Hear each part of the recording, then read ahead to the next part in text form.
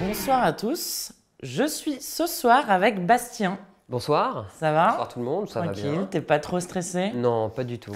Ce soir, qu'est-ce qu'on va faire? On va parler du brevet de français. Oui, je concrètement. pense, comme il arrive bientôt. Comme il arrive bien qu'on en bientôt parle. et que toi, t'es prof de français. Ça tombe bien. Ouais, du coup. Au c'est vrai. collège, au lycée. Ouais. Donc, C'est je pense que je peux avoir 2-3 conseils à Ouais. donner. Donc sans plus apprendre. En apprenant plus. En apprenant apprenant plus, mais sans attendre, on peut peut-être passer à la première question. On y va.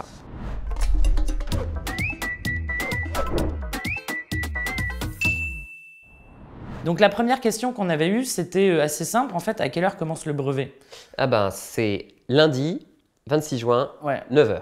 ouais, c'est là pour le coup. C'est bien, on commence la semaine, Ouais. tôt, 9h du matin, on est frais. Ouais, On n'oublie pas évidemment la carte d'identité, la convocation, c'est mieux. et c'est parti pour 3 heures. Ouais.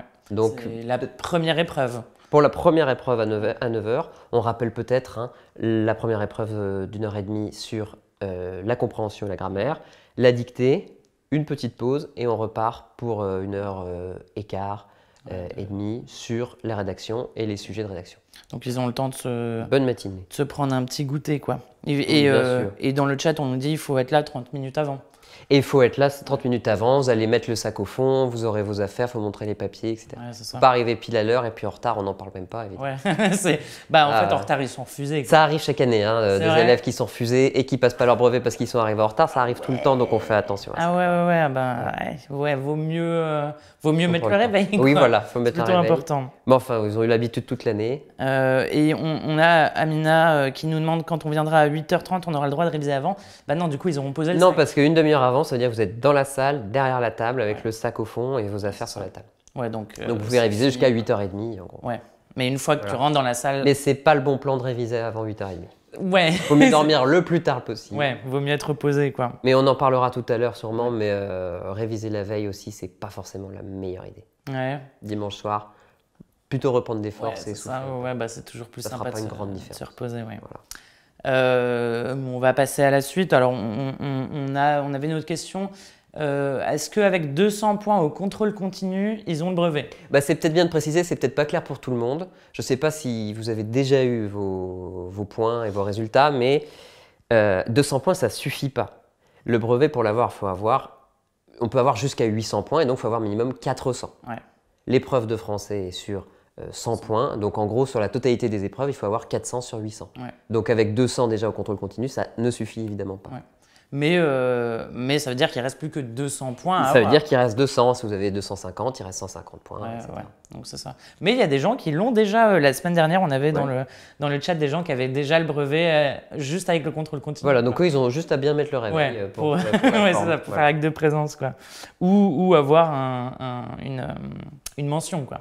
Oui, ça peut faire la différence aussi. Ouais, ah bah réussir à avoir 800 sur 800, c'est vrai. pas mal. Il y en Ça a met qui en l'ont, confiance ça pour lui, ça arrive, ça arrive. C'est vrai. Des 20 sur 20, je crois que ça peut débloquer des bourses parfois. Ouais, mais Les élèves même qu'on a. avant, je pense. Alors, je sais pas si ça a changé parce que je suis si vieille maintenant. Mais moi, ça m'avait débloqué la bourse mérite. Pour les gens au qui ont lycée. 18, 19. Ouais, ans, alors ouais, j'avais c'est eu important. 16, hein, Ouais. je pense. Les mentions très bien, ça dépend des lieux et des quartiers Ouais. aussi. Ok, d'accord. Ça dépend des territoires où on aide des élèves qui ont particulièrement bien réussi. Ok, ouais. Bon, bah, c'est chouette. Quoi qu'il en soit, c'est plutôt cool d'avoir. J'espère qu'on sera voilà. dans ce cas-là. Ouais, il y a Céliarp qui a déjà 380 au brevet continu, tu vois. Ah bah 20 points, ça devrait être possible. Ça d'être devrait arraché, le faire, ouais, ouais. Au moins en français. Perso, ouais, coup de mec, il sait pas combien il a. Je crois que c'est visible sur Pronote, j'ai vu tout à l'heure dans le chat qui vous disait ça. Donc, Il faut voir si ça y est déjà. ouais, déjà Ça activé. dépend des régions, ça y est pas toujours, mais il faut Ok. aller vérifier. Ouais, ça va pas Voir tarder, sur quoi. Pronote, etc. De toute façon, le jour du brevet, il faut tout donner. Ouais. Donc que vous ayez 399 ou Ouais. 2, eh ben, Vaut mieux y aller à fond, vaut quoi. mieux y aller à fond. Ouais. Même si vous avez très peu de points, vous pouvez avoir le brevet juste aux épreuves. Ok. Ça, c'est important de le savoir aussi. Bah oui, c'est Rien que le vrai, bah français oui. rapporte 100 points. Ouais, donc oui, Donc, c'est déjà un quart Donc c'est des points déjà, nécessaires. déjà pas mal. Ok, ouais. Bah justement, du coup, toi, tu disais, vaut mieux pas trop réviser la veille. Ouais. La prochaine question, c'était comment se préparer la veille du brevet. La veille du brevet, si vous vous surchargez trop, vous révisez trop longtemps, vous relisez tout déjà, vous allez plus savoir où donner de la tête et quoi réviser. Donc vous allez réviser ça, puis en même temps que vous allez lire ça, vous allez vous dire mais j'ai pas révisé ça, donc il faut que je revienne là-dessus. Ah non, ça j'ai lu le texte, mais j'ai pas révisé la grammaire et la dictée, je suis pas revenu dessus. Donc en fait vous avez mal révisé. Et puis comme l'épreuve arrive, vous allez être stressé. Donc au final vous allez arriver fatigué lundi. Donc révisez bien jusqu'à samedi, faites-vous un petit programme jusqu'à samedi. Et puis dimanche on se détend, on mange bien, on mange des pâtes, on se couche pas très tard. Et voilà, on relit les fiches dimanche soir tranquillement. Ouais. On arrive en avance, ça détend aussi. Un petit tour quand même. On fait un petit tour, voilà. Voilà. On fait un rayon, mais vous savez normalement vos faiblesses au bout de 4 ans de collège, d'une année de troisième. Vous savez où sont vos faiblesses, vous repassez un petit tour le samedi soir, mais surtout le samedi.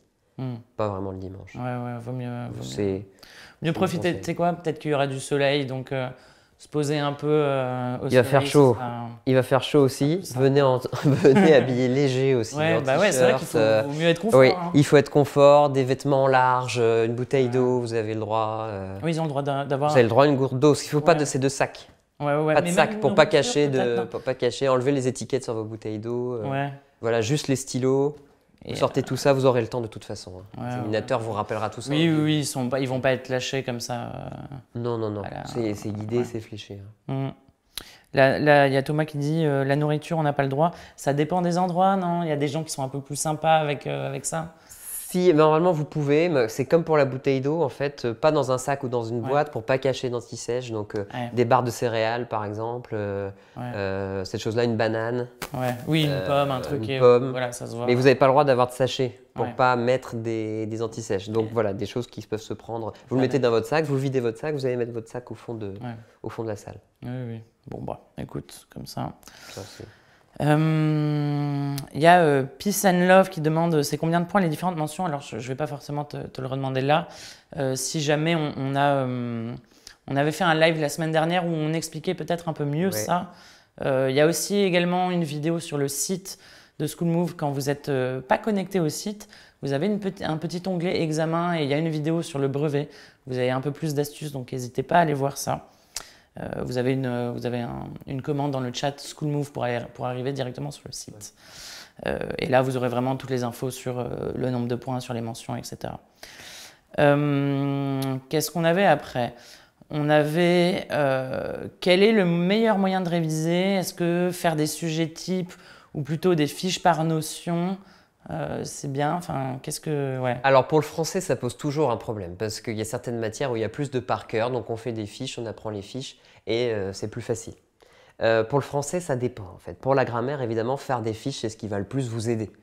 On fait des fiches de notions, le COD c'est ça, 2 points, le COD, le conditionnel, les terminaisons, l'imparfait, les terminaisons. Ça, c'est des choses assez simples. Effectivement, c'est plus difficile de faire ça pour des textes, pour réviser des textes. Alors, on peut éventuellement faire des fiches d'auteur, des fiches de notions. Qu'est-ce que c'est que le romantisme? Qu'est-ce que c'est que des mémoires? Une autobiographie? Ces choses-là. Ça peut se résumer facilement. Vous l'avez normalement dans vos cours. En fait, ça dépend de votre fonctionnement à vous. Il y en a qui ont besoin de faire des fiches. Et il y en a d'autres qui ont besoin de recopier le cours. Moi j'étais plus comme ça. Eh bien oui, il y en a qui ont besoin de recopier. Et moi, ce que je conseille qui fonctionne très bien, c'est d'essayer, après avoir lu une leçon, de l'avoir bien apprise, d'essayer de la répéter à un adulte, d'essayer de la réexpliquer. Voilà, dans mon cours de français, c'est un texte de Voltaire, c'est un pamphlet. Alors un pamphlet, si tu ne sais pas ce que c'est, je te réexplique ce que c'est qu'un pamphlet. Un pamphlet, et vous voyez si vous arrivez à l'expliquer. Si ça patine, un pamphlet, je ne sais plus. C'est que t'as pas bien bien quand c'est compris, enflé. Non, alors là, il y a quelque chose qui ne va pas. Donc on peut s'entraîner comme ça. Généralement, ce qui est bien compris peut être expliqué assez simplement. Et sinon, on refait en grammaire des exercices. Vous reprenez les exercices que vous avez fait pendant l'année, puis vous les refaites. Et puis, il faut voir si ça marche ou pas. Les réécritures, on refait les réécritures. Et les dictées, si vous avez quelqu'un pour vous aider à faire des dictées. Ah bah tiens, tu le dis, mais déjà sur notre page Twitch, on a fait une dictée jeudi dernier. Il y a un Twitch dictée, Il y a un Twitch dictée, bien sûr. Et puis pour les fiches auteurs et notions, il y a plein de choses sur School Move. Il y a plein de choses sur School Move. Bah oui, dans certaines que tu as écrites toi-même. J'en ai écrites même quelques-unes. C'est ça, c'est pour ça que je les vends. mais du coup, en tout cas, si vous allez voir pour vous entraîner à la dictée sur notre Twitch, on a une rediff de la semaine dernière où on avait fait une dictée en live. Et même sur notre YouTube, que vous pouvez retrouver avec la commande RS pour avoir nos réseaux sociaux, il me semble, on a un lien vers notre YouTube et on a une dictée qu'on avait faite en novembre dernier. C'était sur Manon Lescaut et semaine dernière, c'était sur les Trois Mousquetaires. Écrit sur Manon Lescaut. C'est toi qui l'as écrit sur Manon Lescaut? Mais t'es partout je suis partout. T'es partout, t'es dans le chat, je suis dans le live, chat, je suis dans les cours. Il y aura que du français dans ce live, oui Thomas. C'est oui parce que Bastien il est prof de français, il a pas envie de faire des maths. On peut parler un peu d'histoire, mais c'est pas le sujet. Donc, on va rester sur le français. Donc désolé Thomas, on aura que du français. Mais reste, c'est déjà pas mal. Reste Thomas. Reste quand même. Ça va être super bien quand même. Ça va être super. Je crois que non, il nous en reste une par rapport à l'épreuve de brevet Ouais. en général. Non, bah non, non, non, c'était la dernière. Comment se déroule l'épreuve de français, mais je crois qu'il y a une Ça, super c'est- vidéo aussi qui fait ça. Ouais, Tout savoir sur l'épreuve de français. ouais, on a un Capture lien. bien Ouais, ça. tu le Je vends crois, hein, tellement. de mémoire T'es comme pas, ça. T'es pas un peu streamer, toi? Un petit peu, à Ok, mes heures ouais, perdues. c'est bien ce qui me semblait. Donc ouais, c'est ça. On avait une question, comment se déroule le brevet de français? On a dans le chat une commande express qui va vous renvoyer à une page où on a plein de petites vidéos de capsules. Alors celle-là est un peu plus longue, elle dure 7 minutes et elle va vraiment vous expliquer tout le déroulé de l'épreuve de français. Dès que vous cliquez sur le lien, vous arrivez sur cette page avec cette vidéo-là qui est mise en avant. Et j'insiste sur cette vidéo, je crois que c'est bien dans cette vidéo-là qu'on vous décortique le sujet de l'année dernière. Et Oui, voir les anciens sujets, c'est vraiment très important. Ouais, ouais, c'est vraiment ça qui va le mieux vous donner l'idée de ce à quoi ça ressemble, ce qui va se passer lundi. ouais. Ils sont accessibles sur Internet, les sujets, mais dans la vidéo School Move, vraiment les détails, Oui, oui, question par question, l'approche du texte, etc. Et donc vraiment lire les autres sujets, celui de l'année dernière, peut-être celui d'avant, vraiment très important, vraiment très utile. Ok. Dame demande, on finit par la rédaction pour le sujet de français? Oui. Ouais, c'est ça, c'est la dernière épreuve. Dans l'ordre, vous avez le texte, des questions de compréhension et d'interprétation sur le texte. Vérifiez que vous l'avez bien compris. Une fois que vous l'avez bien cerné, qu'on a posé toutes ces questions, une série de questions de grammaire pure, nature, fonction, on va y revenir, des choses qui tombent assez souvent. La dictée. Et après la dictée, le choix de sujet de rédaction. Et c'est bien un choix, hein, vous aurez 2 sujets, mais on y reviendra aussi. Oui, vous choisissez un seul des sujets et vous terminez là-dessus. Ok, bon, pas nickel. Et il y a bien une pause. Et il y a une pause après la dictée. Ouais, c'est ça, entre la dictée et la rédaction. Parce que c'est complètement autre chose. On vous aura posé une série de questions. Après, on vous fait une dictée. Donc, vous êtes un peu. On vous pose des choses. Alors que la rédaction, vous êtes tout seul après face à votre feuille blanche. C'est à vous d'écrire. Okay. Donc, c'est bien de faire une petite pause. On ne vous lance pas 3 heures de suite. Ouais, de façon... Vous attendrez pour le bac, ça. Ouais, c'est ça. Le bac, ça sera 4 heures. Ouais, j'allais dire plus que 3. Ça sera 4 heures et il n'y aura pas de pause. Enfin, vous aménagerez. Donc, pour le premier examen, ils sont un peu plus tranquilles. Ça sera plus tranquille. C'est plus sympa.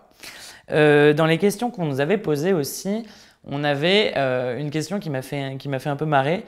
Est-ce que le brevet de français est dur? Alors, ça c'est une question, ça dépend évidemment de chacun de vous. Ah oui, ouais. Je pense que ça fait un moment que vous faites du français. Depuis la 6e, vous savez à peu près quel est votre niveau. Ouais. Vous savez si le français est une matière dans laquelle vous êtes à l'aise ou pas. Ça ne veut pas dire que les résultats que vous avez eus toute l'année vont se retrouver au brevet. C'est pas parce que vous avez eu des notes plutôt moyennes ou moins toute l'année qu'au brevet vous allez faire quelque chose de catastrophique. Parce que dans la situation d'examen, on se surprend parfois, on se surprend même souvent.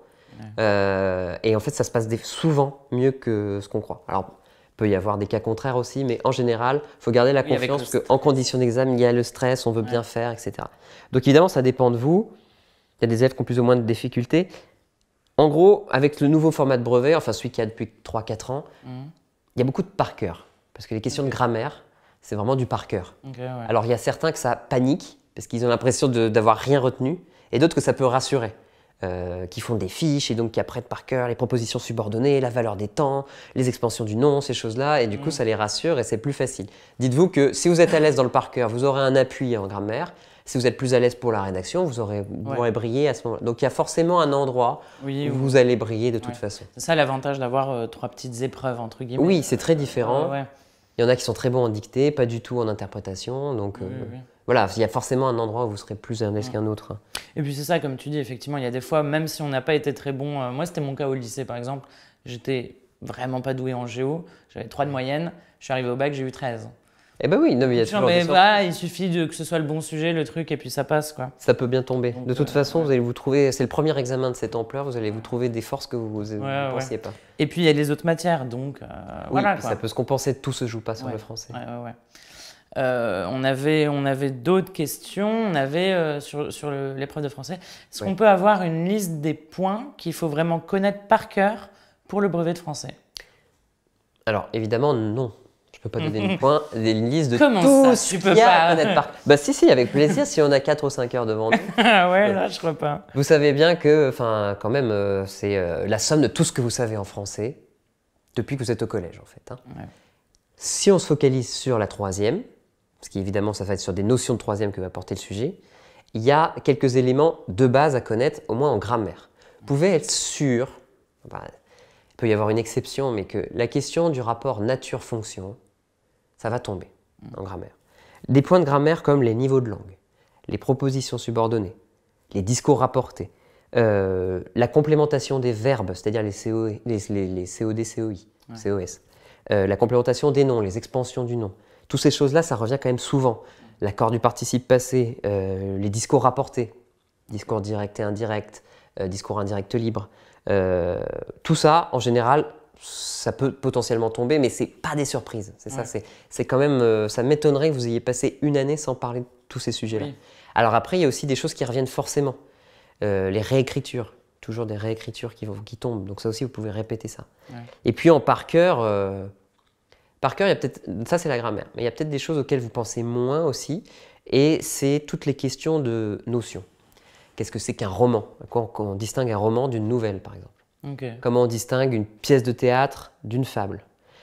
C'est du par cœur aussi. C'est du par cœur. La différence entre une poésie en prose ou d'une poésie en vers, il y a des critères, c'est toujours les mêmes. Il faut les balancer. Une poésie en vers, si elle est métrique, qu'est-ce que c'est qu'un alexandrin? C'est un vers de 12 syllabes, il n'y a pas 36 explications. Le théâtre, c'est de dialogue. S'il n'y a pas de dialogue, vous pouvez trouver un monologue, des tirades. Qu'est-ce que c'est qu'une tirade? Qu'est-ce que c'est qu'un monologue? Tout ça, vous devez le savoir. Qu'est-ce que c'est qu'un pamphlet? Qu'est-ce que c'est que la satire? Parce qu'on pense souvent à la grammaire pour le par cœur, mais en fait, en français, il y a des notions comme en géographie, comme en histoire. Et même comme en maths, il faut donner des définitions. Il y a SVT, il y a des choses. Et c'est pareil en français. Donc négligez vraiment pas ça. On attend que vous sachiez ce que c'est qu'une autobiographie, vous sachiez ce que c'est que la science-fiction. Et ça, vous pouvez avoir des petites phrases très simples qui permettent de le savoir. On ne vous demandera pas de le ressortir comme ça. Mais le connaître par cœur, ça peut rassurer. Aussi. Ouais, ça rassure carrément. Après, bon, là, pour apprendre tout ça par cœur… C'est un an de travail, hein. Ouais, voilà. Donc, il vaut mieux avoir des fiches, aller droit au but. Ouais. Les figures de style aussi, mais on en reparlera, vous n'allez pas faire… Mais ça me fait dire, je vois qu'il y a pas mal de questions sur les modes, sur d'autres choses. Ouais. Vous inquiétez pas, on les prend en compte. C'est juste qu'on a essayé de ranger un peu nos questions par catégorie. Donc il y a des questions auxquelles on répondra un petit peu plus tard. Voilà, par exemple, effectivement, les figures de style, Salma, tu le demandes. On en parle un peu plus tard. Ouais. Donc, là, on est encore sur l'organisation. Ouais, c'est ça. On a toute la soirée, non? Mais moi, je fais rien ce soir. Tu avais prévu un truc, toi? De parler français. Ouais, voilà, ouais. Je crois qu'ils sont pas chauds. Bon, alors on va. Ouais, vous inquiétez pas. On y va. On va peut-être un peu rapidement. N'hésitez pas si vous voulez qu'on se calme. Mais je pense que vous avez envie de voir beaucoup de choses, donc on va essayer de se dépêcher. Et Lisa, tu demandes, il y a une rediffusion du live? Oui, elle sera dispo pendant 14 jours sur notre page Twitch. Et un peu plus tard, sans doute, on la mettra sur notre YouTube. Il y aura toutes les matières ce soir, nocturne. Non, comme on le disait, on est uniquement sur le français ce soir. Parce qu'on est avec Bastien, prof de français. On avait d'autres questions encore sur l'épreuve. On avait dans l'urgence, du coup, je pense que c'est le cas de quelques-uns qui nous regardent. Dans 4 jours. Ouais, dans 4 jours. Donc dans l'urgence, quelle partie vaut-il mieux réviser pour le brevet de français, du coup? Rien, évidemment. Ne négligez rien. Ouais. Par contre, il est vrai que les questions de grammaire pure, donc la deuxième partie de la première phase de l'examen, elle va se réviser plus rapidement. Puis soyez stratégique, c'est-à-dire que la première partie, c'est celle qui rapporte le plus de points. Ouais. Vous avez 50 points sur compréhension puis grammaire, 10 points sur la dictée et 40 points sur la partie rédaction. Ouais. Donc peut-être que négligez pas, en fait, allez vers ce qui vous rapporte le plus de points, évidemment. C'est une question de logique, en fait. Mais il ne faut rien négliger, parce que si vous ne répondez pas à la rédaction… ça fait 40 points de perte. Ça va être difficile, il faut être vraiment très sûr de soi sur la suite. Ok. Donc voilà, ne négligez rien. Oui. Mais bon, en 4 jours, là, ça va être… Non, mais le jour de l'épreuve, essayez de tout faire. Ne laissez pas de blanc, à la limite. Répondez quelque chose, même si c'est faux. Ouais, vaut mieux. Si vous insultez pas le correcteur, ça ne va pas vous enlever des points. Oui, non, c'est pas en correction de brevet. Moi, quand je corrige les copies de brevet, je n'enlève pas des points à des élèves qu'on dit Là où vous pouvez perdre des points, c'est sur l'orthographe. Il y a 2 points qui comptent sur l'orthographe. Mais on n'enlève pas des points s'il y a une ânerie. Oui, c'est pas… Au contraire, sur un malentendu, ça peut passer. Ok, ouais. Qu'est-ce qu'on avait? On avait quelqu'un qui nous demandait est-ce qu'il est important de justifier ses réponses, justement, même quand ce n'est pas demandé? Toujours. Ouais. Il faut argumenter. Si vous voulez dire qu'un complément est un complément circonstanciel, on va souvent vous demander comment vous avez fait pour le savoir. Par exemple, il y a 2 arguments, je peux le déplacer, je peux le supprimer. Ouais. Ça, c'est un argument. Pourquoi le moucheron est-il prétentieux? Je vous donne un exemple qui te vient du comme sujet ça, de là l'année dernière. Ok. Il y avait un moucheron qui se battait contre un lion, mais ça, vous allez aller le voir parce que vous allez voir la super vidéo de School Move qui revient sur le sujet de l'année dernière et vous allez voir, vous allez découvrir ce texte si vous ne le connaissez pas déjà. Et une question d'interprétation, si vous vous contentez de dire le moucheron est méchant, point, en plus avec un vocabulaire pauvre comme il est méchant. Non, la question d'interprétation, on attend que vous avez montré que vous avez compris le texte. Donc vous expliquez, il est méchant pour telle et telle raison, vous évitez méchant, vous utilisez autre chose, et on le voit dans ce texte pour telle raison et telle raison. En grammaire, si vous ne savez pas, inutile de broder des arguments bizarres, compliqués. Ouais. C'est un COI parce que je peux le déplacer, il commence par une préposition. Enfin, si vous ne savez pas, ça va se voir. Ça va se voir. Répondez quand même parce qu'encore une fois, pas de blanc, tentez votre chance. Ouais. Mais ça ne sert à rien de broder des arguments quand vraiment vous ne savez pas. Oui. Voilà. Mais pour l'interprétation, oui, argumentez. Puis soyez stratégique aussi. Évidemment, il faudra argumenter plus sur les questions qui valent beaucoup de points que sur les questions plus courtes. Parce qu'il voit le barème. Donc, il y a le barème. Une question à 4 points, vaut mieux argumenter plus sur une question à 4 points que sur une question à 1 point. Si la question c'est quelle est la fonction du mot de tel terme, de l'adjectif ici, vous donnez la fonction et point. Oui, voilà, t'as pas Par contre, c'est quelle est la morale de la fable? Vous l'expliquez sur 5 points, voilà, vous développez. Ouais. Ça prendra un peu plus qu'une petite. Mais c'est de la logique. Et encore une fois, au bout d'un an d'année de 3e, oui, ils ont un peu quand même une idée de et puis ils ont dû faire quelques annales en plus, je pense. Donc, oui, il y a ça aussi. D'avoir vu ces trucs-là, quoi.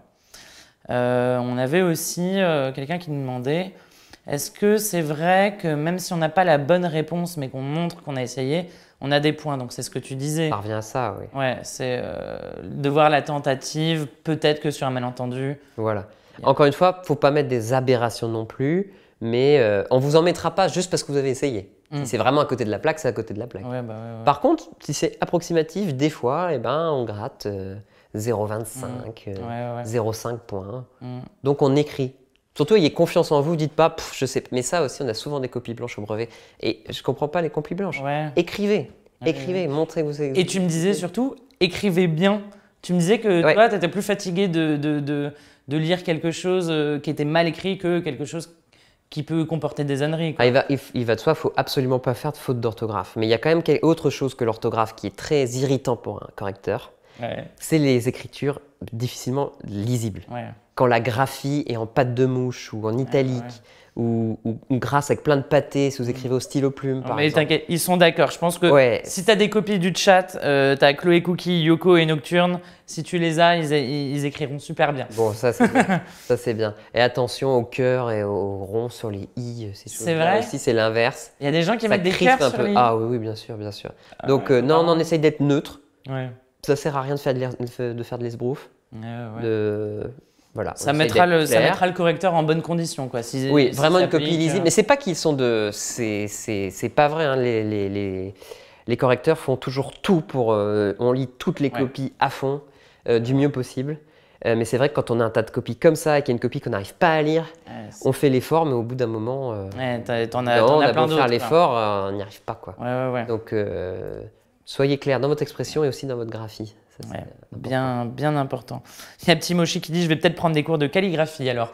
Alors en 3 jours, c'est pas là-dessus que je lui conseillerais. Il y a peut-être quelques tutos YouTube. Oui, ça doit se trouver quelque part, une manière de tenir le stylo, c'est ça. On va passer à la suivante. Est-ce qu'on a besoin de connaître des œuvres enseignées en classe? Ça n'a rien à voir. Non, ça n'a rien à voir. On rentre un petit peu plus dans le dur. En fait, évidemment, il faut que vous connaissiez les œuvres que vous avez lues toute l'année, mais les questions du brevet ne porteront pas nécessairement sur une œuvre que vous connaissez. Ça peut être le cas, tant mieux. L'année dernière, c'était une fable. Vous avez tous lu des fables, donc il se trouve que c'est une fable que vous connaissez. C'est pas forcément en même temps, je dis ça, mais c'est pas forcément une chance parce que faut répondre aux questions. Et si vous êtes en hors sujet, que vous commencez à raconter tout ce que vous savez sur la fable, sur La Fontaine, tout ça, ça ne rapportera pas de points. En fait, le fait de connaître ces œuvres, d'abord, ça va vous aider pour le sujet de rédaction. Ouais. sujet de rédaction, le sujet d'argumentation, on va vous demander de citer des œuvres, Ok. d'utiliser des œuvres que vous connaissez. Donc si vous n'en connaissez pas, si vous n'en avez jamais lu, si vous n'êtes jamais renseigné, vous n'allez donner aucun exemple. Alors parfois vous pouvez donner des exemples cinématographiques aussi, ou de Ok, votre vie ouais. personnelle, ça dépend vraiment de la Ouais, société. Ça dépend du sujet, ouais. on y vient Mais en de fin de culture un live, peu plus large. de culture plus générale, mais il faudra quand même essayer de donner des exemples de littérature, donc ça c'est important. Deuxièmement, le fait de connaître vos sujets, vos textes et les œuvres, ça vous permet aussi de rebondir sur des œuvres que vous ne connaissez pas, parce que si vous avez déjà étudié les œuvres poétiques, bah vous savez que vous avez étudié un sonnet de Louise Labbé. Si vous avez un autre sonnet, un sonnet de Nerval, de Lamartine, vous allez reconnaître le sonnet. Ouais. Et c'est parce que vous avez étudié le sonnet à travers l'œuvre de Louise Labbé, vous allez le reconnaître chez Nerval ou chez Lamartine. Donc oui, bien sûr qu'il faut connaître tout ça. C'est pas du par cœur, Oui, mais ouais. c'est vraiment de la révision, de la culture générale. Ouais. Il faut avoir travaillé toute l'année sa culture générale, etc. Ouais, Voilà, encore c'est une fois, important, voilà, ça. c'est quelque Les genres littéraires aussi, enfin au moins ça, hein, savoir faire la différence entre une nouvelle et un roman, Mm. entre une pièce de théâtre et un poème et un conte. Ouais. Ah Ça, bah c'est ça, quand ils même, doivent, ils doivent pouvoir trouver quelques petites fiches sur School Move, je pense, Je crois. pour revoir un petit peu tout ça. Vous visez combien pour l'épreuve de français? Moi, je vise 100. Oh bah oui, sans. Complet. Visez le max. Ouais, voilà, Alpha Suite, ça, c'est une bonne méthode, le max. Sur l'épreuve de français, encore de manière générale, on avait, est-ce qu'on a besoin... non, pardon, c'est celle que je viens de dire. Est-ce que je peux commencer le brevet de français par la partie grammaire? Officiellement, il n'y a pas d'ordre. C'est-à-dire que alors vous n'allez pas pouvoir commencer ni par la dictée ni par la rédaction, ça ne vous sera pas donné. Donc vous pouvez commencer soit par la partie compréhension, soit par la partie grammaire. Ok. Vous avez le droit. Vous le notez bien, grammaire, vous répondez, compréhension, vous répondez. Toutefois, quand on conçoit des sujets de brevet, on les conçoit de manière intelligente. Ouais. C'est-à-dire que s'il y a la compréhension avant la grammaire, c'est que c'est bien d'avoir compris le texte pour ensuite étudier comment il est écrit. D'abord, on s'assure d'avoir compris le sens, puis on rentre dans le détail, les détails grammaticaux. Ouais. Donc, s'il y a cette progression-là, les questions, elles vont du plus simple au plus compliqué. Donc, quand même, suivre l'ordre, ça peut aider. Ouais. Si vous êtes en panique, si vous ne comprenez pas le texte et que vous voulez absolument répondre à des questions de grammaire parce que Ouais. vous avez appris par Peut-être cœur, que voilà, ils ont plus de... eh bien oui, alors allez-y sur la Ouais, grammaire et puis après vous prenez le temps pour relire le texte, Oui, pour peut-être que pour ça peut refaire les rassurer, quoi, de commencer Oui. par... Officiellement, ils peuvent répondre dans l'ordre qu'ils veulent. Ok, ouais. Tant que c'est bien clair, bien indiqué. Sautez des lignes aussi, faites pas quelque chose de tassé. Prenez de la feuille, vous aurez des marges, vous aurez des brouillons, vous aurez des feuilles, donc on souffle, Ouais. on aère, on met de l'oxygène. Tout ça qu'on leur donnera, on leur donnera le jour de l'examen, quoi. Ils n'ont pas besoin de venir avec leur Il feuille. n'y a pas besoin de venir avec des feuilles, de toute façon vous n'avez pas le droit. Donc il y aura des brouillons, des feuilles de sujet, puis il y aura un tas comme ça sur le bureau du surveillant, Ouais, donc ouais. vous aurez tout ce qu'il faut. La dictée donne de l'aide aussi, c'est-à-dire que il y a des indices à chercher. Avec la dictée, l'année dernière, la dictée c'était un texte d'Ésope. Bon, ben, c'était la même histoire que le conte de La Fontaine. Il faut savoir que La Fontaine réécrivait des contes d'Ésope. Donc en fait, des fois même la dictée, elle souffle des choses. Donc si vous voulez revenir en arrière après, en vous disant, mais ça m'a aidé en fait de savoir que c'est vrai que La Fontaine, il reprenait des fables qui existaient déjà, ça m'aide pour répondre à la question 8 de Ouais. compréhension. Donc on revient. Donc oui, c'est possible de bouger. Ok. Par contre, voilà, après la dictée, après la pause, si vous pouvez faire que la rédaction, Ouais, c'est mieux, quoi. parce que ça va être court après 1h30 par rédaction. Mais Donc fais attention à ça. ouais. Bah, disons que ça a été, effectivement, comme tu dis, ça a été bien réfléchi, bien travaillé. Donc il y a du sens à avoir Ouais. ce temps-là pour la rédaction. C'est logique, c'est fait Ouais. de manière logique. Ouais, ouais. On nous demandait aussi, est-ce qu'il faut connaître les figures de style pour le brevet? Alors là encore, des que ça- figures de style, il y en a énormément. Il y en a trop, il y en a plein, vous ne pouvez pas toutes les connaître, c'est impossible. Bon. Par contre, dans la scolarité d'un élève qui arrive en troisième, il y a des figures de style de base qui doivent être connues. Depuis la sixième, on vous parle au moins de la métaphore et de la comparaison. Hein. La comparaison introduite par un outil de comparaison. La Terre est ronde comme une orange. Ouais. Il y a un comme, c'est un outil de comparaison, c'est une comparaison. Une métaphore, c'est la même chose, sans l'outil de comparaison. Ouais. Ça, c'est le Un minimum. océan de blé, j'adore ça. Un océan de blé, c'est beau. C'est beau, c'est beau. Mais bon, ça, c'est la base, et ça peut vous aider pour comprendre le texte. Il n'y aura pas forcément de questions sur la figure du style, mais ça peut vous aider pour comprendre le texte. Après, connaître que la comparaison et la métaphore en troisième, c'est un peu dommage. Ouais. Souvent, si vous voulez, je peux vous en donner quelques-unes essentielles quand même, minimum. Je pense que c'est pas mal de savoir ce que c'est qu'une personnification. Ok. Donc là encore, vous avez les définitions sur School Move, etc. Ouais, bah, il y a même peut-être, alors je dis peut-être une bêtise, mais je me demande si on n'a pas fait une capsule vidéo récemment. Ouais, sur les figures. Ouais, il y a Morgane, si je dis n'importe quoi, je pense que Morgane est là, genre non, pas du tout. Pas du tout. Pas du tout, aucunement. Mais c'est possible qu'on ait Ça une se trouve capsule. facilement, ça se trouve facilement. Ouais. Ce rappel-là, en plus, là pour le coup, c'est du par cœur aussi. Vous prenez quelques exemples. Mm. Je parle du vent et je dis que le vent est brutal, je personnifie le vent, c'est Ouais. pas une personne, en réalité le vent est pas brutal, il souffle ouais. tout simplement, donc Oui. en fait j'en fais une personne, je personnifie. L'anaphore c'est très simple, c'est comme vous avez une reprise, une répétition mais qui est volontaire, qui n'est pas une erreur d'écriture. Je me lève et je prends mon petit déjeuner, je me lève et je sors de la cuisine, je me lève et je tombe par terre. Oui. Là, c'est vraiment fait exprès, quoi. C'est vraiment fait exprès, c'est volontaire. C'est surtout en poésie qu'on va trouver ça, mais l'anaphore, voilà, c'est pas très compliqué. Dites-vous juste que c'est une répétition. Une répétition qui est volontaire. Qu'est-ce qu'on peut attendre de vous? L'allégorie, l'oxymore. L'oxymore, c'est mettre deux termes opposés dans une même expression. Un soleil obscur, ça c'est un extrait de Victor Hugo. Le soleil n'est pas obscur, a priori, donc c'est une manière, c'est une tournure poétique. L'hyperbole, quand on exagère, qu'on met des points d'exclamation. Quand on en rajoute, voilà, des figures hyperboliques. Et puis la métonymie, par exemple, si vous voulez briller. Le tout, c'est quoi la le plus tout, compliquée. la partie. C'est la partie dans le tout, le Ouais. tout dans la partie. J'ai toujours confondu ça, moi, avec la synecdote. Mais parce que la synecdote est une forme de métonymie. Okay. Là aussi, alors ça serait un peu long d'expliquer, vous pouvez aller voir le détail, mais par exemple, si je dis je bois un verre, vous ne buvez pas le verre en réalité. Ouais. Vous buvez l'eau qui est contenue dans le verre. Donc en fait, vous dites le contenant pour dire la partie à l'intérieur. C'est une figure métonymie. Ouais. Mais c'est disons, la plus compliquée de la liste que je viens de faire. Mais personnification, anaphore, comparaison, tout ça, c'est quand même des choses assez basiques. Et donc, le jour du brevet, à quel moment ça vous aide, ça? Ça vous aide pour la compréhension du texte. Ça vous aide pour argumenter. Si on vous dit est-ce que c'est vrai que le lion est prétentieux, en quoi le lion est prétentieux, vous pouvez dire, mais vous voyez bien qu'avec ces tournures hyperboliques, je suis sur mon lion et mon moucheron parce que c'est celui mais non, mais je vois que tu tiens. Donc mais est-ce que le lion est prétentieux? Ben oui, on le voit par les figures hyperboliques. Il dit je suis le roi du monde, le roi de la savane et du monde. Il y a des points d'exclamation partout. Il y a de l'emphase. Bon ben voilà, ça, ces figures de style vous permettent de montrer que le lion est effectivement prétentieux. Okay, ouais. Donc c'est pas. En revanche, dites pas des choses du genre il y a une anaphore, point. Ouais. J'ai casé anaphore. Non, il Ah, faut le dire. il faut que ça serve à quelque chose. Ouais, Quoi. ouais. C'est pourquoi il y a une anaphore, que ça vous amène à quoi l'anaphore. Ok.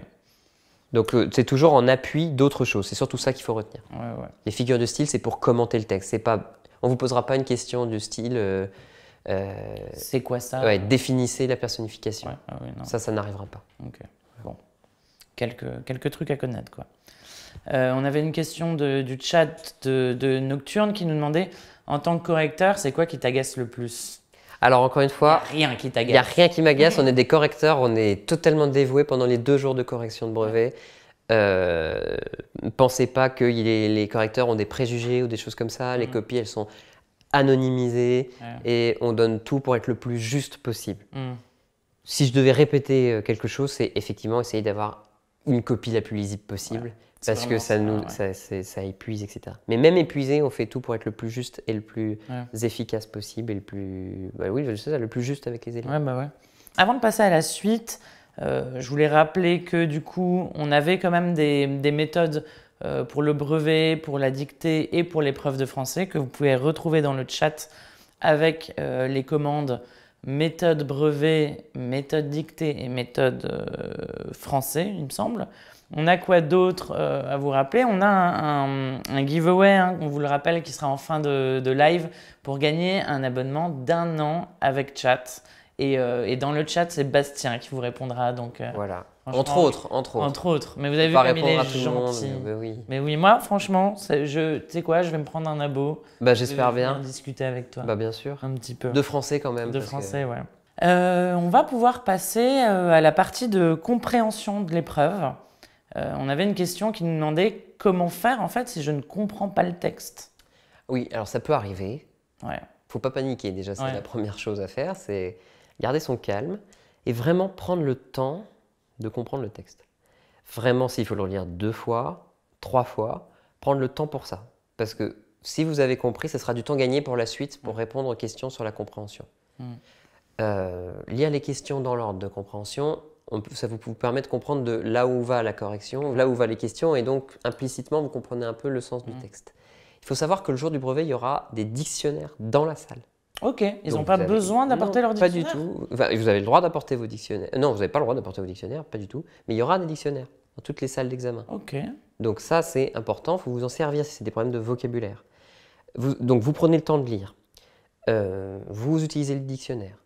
Vous commencez peut-être par la grammaire si ça vous angoisse trop le sens du texte, même si, encore une fois, je pense qu'il vaut mieux commencer par la compréhension pour répondre ensuite à l'écriture. Mais si vraiment vous êtes en panne, vous ne comprenez pas le texte, soulagez-vous avec la grammaire en disant voilà, je perds pas de temps, je fais un peu la grammaire. Focalisez-vous sur les passages que vous comprenez. S'il y a une question sur un passage que vous avez compris, vous n'avez pas compris tout le texte, mais au moins des morceaux, répondez d'abord à ces questions-là aussi.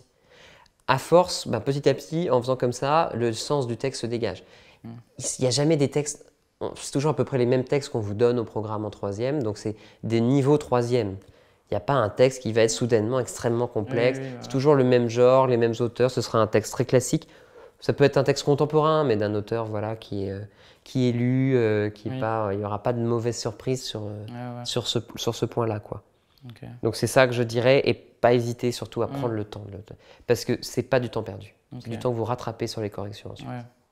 On a Morgane en régie qui nous dit qu'elle croit que le dico c'est juste pour la rédaction. Pour moi, c'est tout le temps de l'épreuve. Ok. Donc, Qui a raison? Le prof de français. Morgane, elle a la possibilité d'aller vérifier en direct, donc elle va nous dire ça, mais c'est important. Elle est même quasi sûre, donc ouais. Pour la rédaction, c'est déjà ça. C'est déjà pas mal. En général, les sujets de rédaction sont en lien avec le texte, donc si vous n'avez pas compris le texte, c'est aussi pas mal d'avoir un dictionnaire apporté. Elle nous dit 100% sûre. Plus elle nous écrit, plus elle est sûre d'elle, quoi. Donc voilà, ouais. C'est bien, pour remettre les choses à l'heure. Non, bah oui, mais elle aime bien te remettre à l'heure, non? Oui, c'est important. Sur tout ce qui est question dictionnaire. Ouais, j'ai remarqué ça, ouais. Et on avait Moshi qui nous disait, petit Moshi, comment faire si je ne comprends pas? Bah, comprends. Bah ouais, c'est ça. non, mais effectivement, comme c'est ça, c'est juste des astuces. Regardez les questions, c'est pas bête du tout pour comprendre un peu mieux où on veut nous emmener. La question, elle pose le sens, elle aide les questions, elle vous souffle un peu l'interprétation. Donc, ouais, ça peut aider, quoi. Aussi. Pourquoi, j'en suis toujours avec mon moucheron et mon lion, pourquoi le moucheron et le lion sont en conflit? Si vous n'aviez pas compris qu'il y avait un conflit entre le lion et le moucheron, c'est la question qui vous aide. Ah bah ouais, carrément. Donc effectivement, ça peut être bien de lire une première fois, regarder les questions et revenir sur le texte, quoi. C'est ça. Ouais. On nous demandait que peut-on utiliser comme outil grammatico et littéraire pour bien analyser un texte? Mais là encore, c'est ce que vous avez fait toute l'année normalement, c'est-à-dire les figures de style, bien sûr, ça aide réellement. Mais après, toutes les remarques de grammaire qui seront en lien avec l'argument. Ouais. C'est-à-dire que... comme tout à l'heure, je disais, on ne dit pas « il y a une anaphore, point ». On ne dit pas non plus « il y a des phrases longues, point » ou le texte est écrit au présent, point. Il faut montrer à quoi ça sert pour comprendre le texte. Pour être très concret, vous voulez montrer que le personnage est en colère et vous dites « il y a des tournures de phrases exclamatives ». Tournure de phrases exclamatives, c'est bien un outil grammatical qui vous sert à comprendre le texte. Les phrases exclamatives me montrent que le personnage est en colère. Et encore une fois, je mets en lien l'argument qui est les phrases exclamatives avec le sens, avec l'interprétation. Ouais. Si je dis par exemple, il y a beaucoup d'anaphores, justement de reprises d'une même expression, peut-être que l'auteur veut insister sur cette question-là parce que c'est peut-être l'objet même du texte. Quand l'auteur dit la mer, et ensuite la tempête, c'est peut-être qu'il veut montrer une gradation, la mer qui commence à s'agiter, etc. Donc tout ça, c'est en lien en fait. Ces arguments, ils vous aident à expliquer le texte. Les propositions. Vous avez des phrases qui ont des longues propositions. Peut-être que c'est que l'auteur veut faire durer la description ou qu'il veut faire durer l'action au contraire. Ça peut servir à ça d'avoir beaucoup de propositions qui s'enchaînent. Donc oui, tous ces outils, ils aident à expliquer le texte. Ce qu'il faut, c'est que vous les mettiez en lien. Une remarque de grammaire égale une interprétation du texte. Okay. Donc c'est un peu difficile. Normalement, vous êtes entraîné tout le texte, mais c'est bien le cœur même de l'exercice de français. Oui. C'est-à-dire de voir si vous êtes capable de comprendre des textes et d'expliquer comment fonctionnent les textes. C'est ça l'enjeu. Puis là encore, ne forcez pas forcément.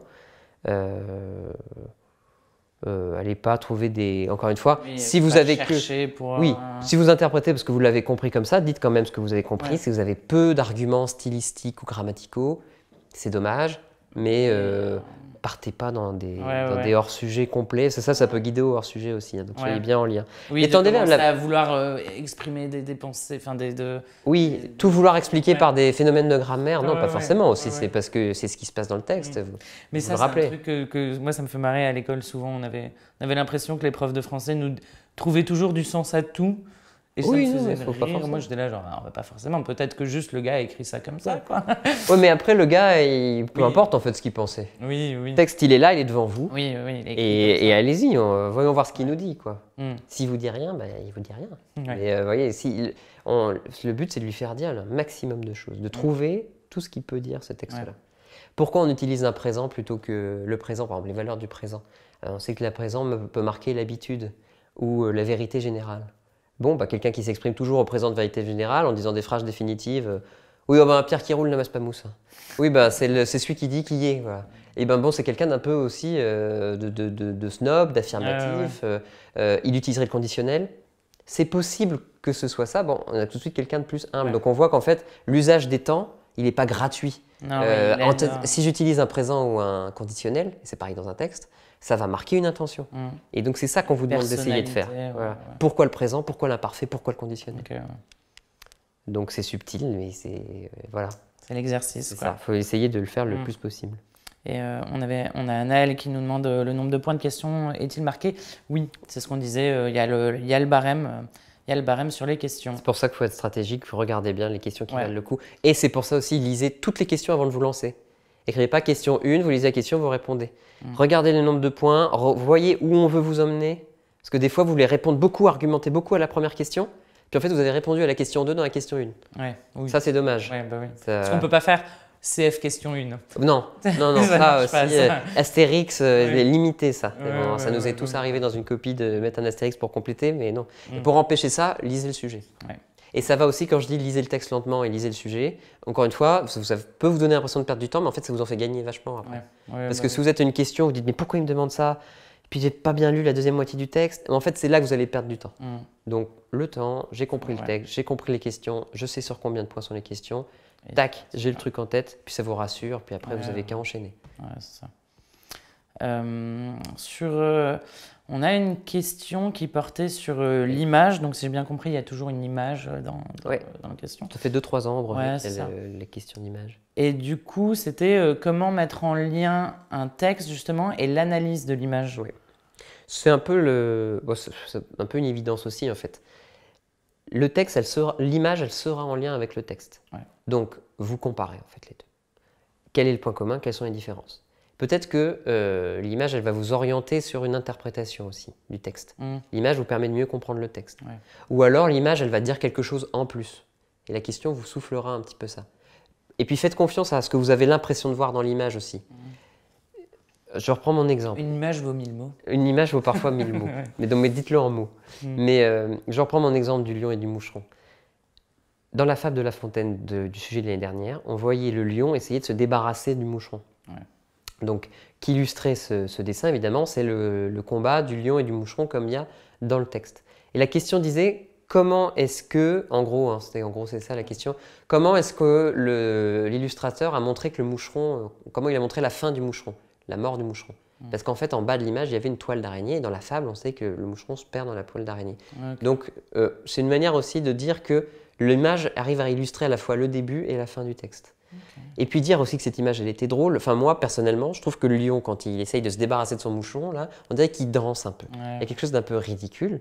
Donc, ne pas hésiter à commenter vraiment l'image. Okay. Pas se contenter de dire, parce que dans le texte, il dit ça, l'image le dit aussi. L'image, elle apporte toujours un petit truc en plus. Ouais. Là, c'était le côté, la fin, le début. Qui était... Là, ça dit les deux choses en même temps. Et puis, en plus, ça accentue sur le côté ridicule du lion qui disait au moucheron « Je vais te vaincre, je suis le roi des animaux ». Puis en fait, il se faisait piquer de partout, il n'arrivait pas à attraper le moucheron, etc. Un petit peu ridicule ce petit lion là. Oui, moi je trouvais. Vous irez voir le sujet puis vous dites ce que vous en pensez. Tout à l'heure, on avait Salma qui nous demandait lorsqu'il y a une image avec le texte, est-ce qu'on doit établir seulement les points communs ou plutôt les différences? C'est vraiment la question va vous orienter là-dessus. Ouais. Okay. Parfois, on va vous demander de mettre les images, l'image et le dessin seront très proches, Donc on vous posera pas une question qui vous demandera de mettre en avant les points communs. Ouais, Ça n'aurait pas d'intérêt, c'est trop évident. On vous dira alors, à votre avis en quoi ça diffère, en quoi le dessinateur il donne une toute autre image de. Il y avait un sujet où on voyait une femme en train de lire, c'était un tableau du XVIIe siècle je crois, et on la voit heureuse de lire. Puis dans le texte, lire c'était une souffrance pour le personnage du texte. Okay. Donc en fait, là on va plutôt vous pousser sur la différence. Okay, ouais. Donc en fait, vraiment prenez au sérieux la question. Et faut pas systématiquement montrer point commun et différence entre texte et image. Il faut quand même répondre à la question. Oui, bah oui, voilà. Prenez au sérieux la question et répondez à la question. Ouais. Et c'est bien sur l'image, c'est pas sur le texte. Ok. Donc regardez l'image. Ouais. C'est pas rapport au texte, mais c'est l'image. Oui, citez pas le texte, voilà, c'est ça. Oui, voilà, oui, t'es pas en train de... L'image est juste parce que comme dit l'auteur... Le texte, oui, bah non. non. C'est pas ça qu'on veut, là, c'est vraiment une analyse de l'image, ouais. D'autant qu'elles ne seront pas forcément contemporaines. Ça peut être un dessin qui a été fait 3 siècles après le texte, l'écriture du texte, et inversement. On peut prendre une image plus ancienne pour illustrer le texte. Donc, forcez pas l'interprétation à outrance. Répondez. L'enjeu, c'est bien comprendre la question et bien répondre à la question. Ouais. Ok. Sur l'image, je crois que c'était tout. On va passer maintenant à une partie qui touche plus à la grammaire. Allez, c'est parti pour la grammaire. C'est parti, t'es chaud. La grammaire, on avait... est-ce qu'il y a une grosse partie de l'épreuve déjà sur la grammaire? Donc, alors, tu disais, c'est une double...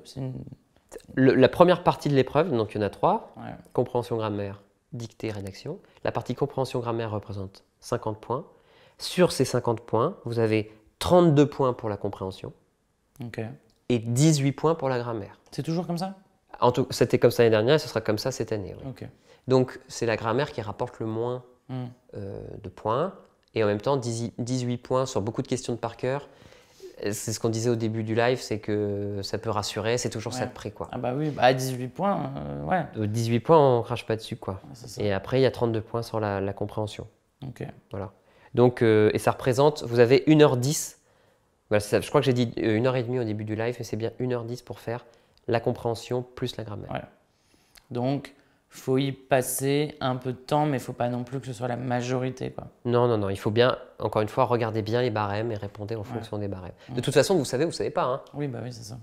Encore une fois, laissez pas de blanc, donnez une réponse si vous ne savez pas, mais perdez pas de temps, quoi. Passez aux questions auxquelles vous savez, quoi. Si on vous dit quelle est la nature de la fonction de ce mot, vous allez dire attribut, bon, c'était pas attribut, vous aurez tenté, quoi. Et si vous savez que c'est attribut, bah super, vous avez le point. Il n'y a pas cherché midi à 14h pour les questions de grammaire. On nous demandait si tu pouvais nous réexpliquer le subjonctif et le conditionnel. Oui, on peut faire ça. Alors, on ne va peut-être pas rentrer dans le détail parce que c'est très long, évidemment.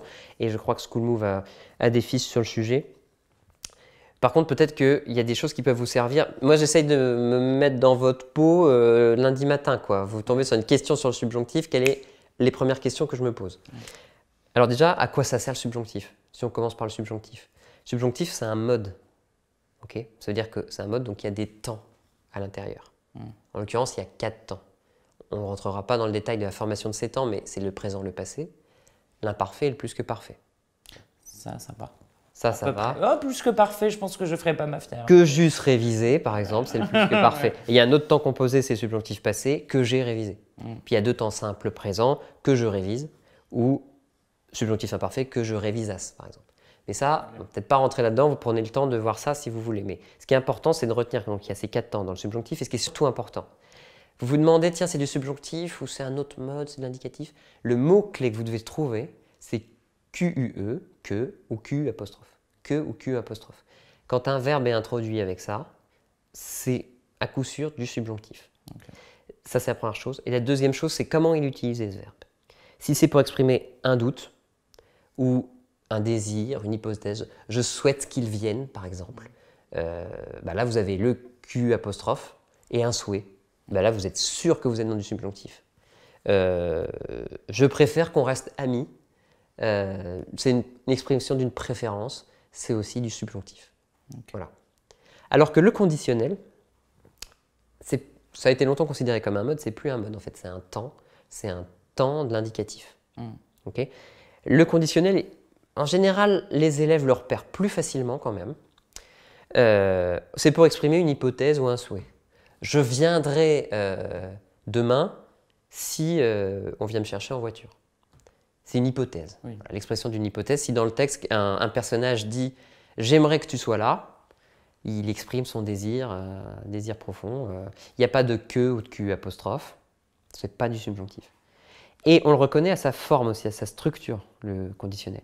C'est-à-dire qu'il est en deux parties. Vous savez bien qu'un verbe se construit sur un radical et une terminaison. Le radical du conditionnel, c'est souvent le radical du futur. Donc il va avoir la flexion avec le R. Ouais. Je mangerai bien du pain. Je mangerai, on entend bien ce R. Et il se termine par les terminaisons de l'imparfait. Si je vous dis « je mangerai du pain », ça peut être du futur ou de l'imparfait. Ça dépend, oui. Qu'est-ce qui va me permettre de faire la différence? C'est le S des terminaisons de l'imparfait. Ça, c'est facile, vous les connaissez aussi depuis l'imparfait, depuis la 6e, je pense, AIS, AIS, AIT, ENS, IEZ, AIUNT. Ok? Je les connais hyper bien, moi. Et voilà, bien sûr. On les oublie jamais. Donc voilà, et il y a aussi « j'aurais révisé », c'est du conditionnel passé, donc deux mots, un temps composé, et « je réviserai », conditionnel présent. On va peut-être pas rentrer là-dedans, mais retenez ça.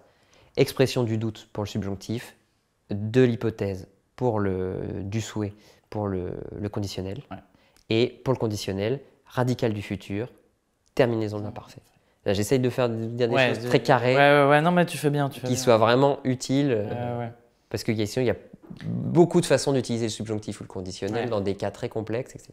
Ouais, on ne va pas y passer il y a des cours une heure et demie. Non, on ne va pas passer une heure et demie, mais ça, je pense que ces conseils-là, repérer le que pour le subjonctif, repérer le futur plus imparfait pour le conditionnel, ça aide bien concrètement. Et ça sera isolé, c'est-à-dire on vous donnera une phrase. On ne va pas vous dire chercher dans tout le texte. On vous donnera une phrase, on vous soulignera et on mettra en gras un verbe, on vous demandera ce verbe est à quel temps, quel mode. Hop, tout de suite je regarde, est-ce qu'il y a un que ou pas, quelle est la terminaison. Je vais droit au but. Et pareil, pour aller droit au but, on a c'est quoi un COD et c'est quoi un COI. Ça serait encore plus long que le subjonctif et le conditionnel, mais là encore, il y a des techniques. Je sais aussi qu'on vous parle du COD et du COI, même depuis la primaire, et que ce n'est pas toujours fixe. Donc, qu'est-ce qu'il faut se rappeler? C'est que quand on parle de complément d'objet, on parle toujours de verbe. Ça n'a rien à voir avec les expansions du nom. Un complément d'objet, qu'il soit direct ou indirect, ça a toujours un rapport avec le verbe, jamais avec le nom. Bon, c'est de ça dont on se parle. Le complément d'objet, il précise l'action du verbe. Si je vous dis par exemple, il prend son train, il ne prend pas son stylo, il ne prend pas la porte, pour utiliser une figure imagée, il prend son train. Voilà. Donc là, le COD son train indique l'action du verbe. Donc voilà, donc ça complète un verbe, que ce soit un être animé ou inanimé. C'est indispensable à la compréhension de la phrase. Si je dis « il prend », ça ne veut plus rien dire. Ça veut rien dire. Il. Ou alors vraiment dans un contexte où ça semble évident, mais bon, c'est très rare, donc c'est essentiel. Bon. Ça, c'est le complément d'objet, ça complète un verbe. À l'intérieur, vous en avez deux types. 3 si on ajoute le COS, mais au moins 2. C'est le COD et le COI. Le COD, il est relié directement au verbe. Il va coller le verbe. Encore une fois, si je dis Tom dévore le livre des cours de français, entre dévore et les livres du cours de français, il n'y a rien en fait. Ils sont collés. Comment je le repère le COD? Je pose la question qui ou quoi. Tom dévore quoi? Les livres de français. L'article compte dans le... Et les livres de français, l'article les fait partie du complément d'objet direct. C'est pas très compliqué de trouver le COI. Le COI, le complément est relié par une préposition au verbe. Donc si je dis toujours Tom parle de son brevet à ses parents, là je ne peux pas dire Tom parle quoi ou Tom parle qui. Ça ne veut rien dire.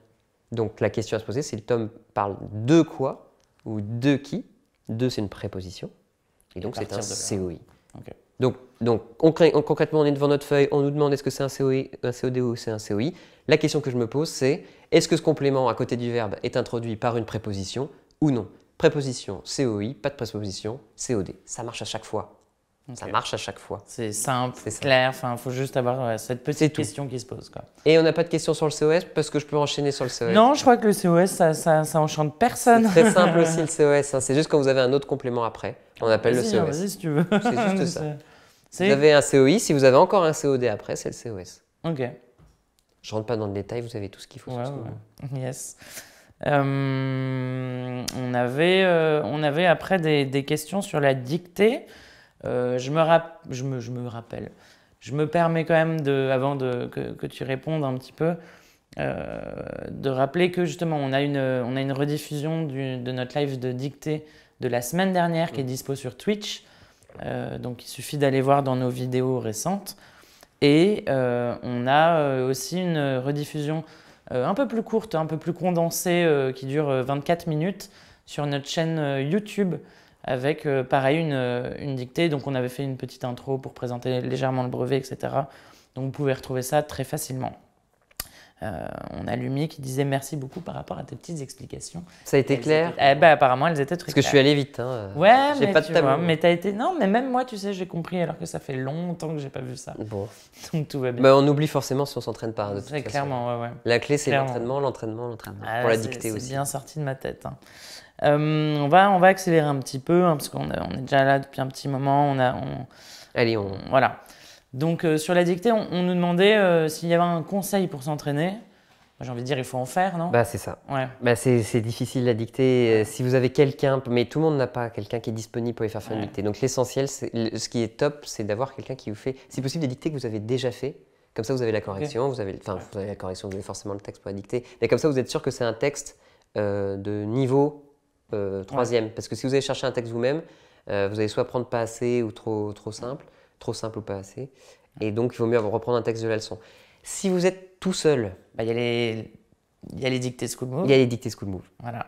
Donc, et voilà, s'entraîner, en faire, des dictées à trous, il y en a aussi. Essayer de compléter les textes sur Internet, il y en a aussi.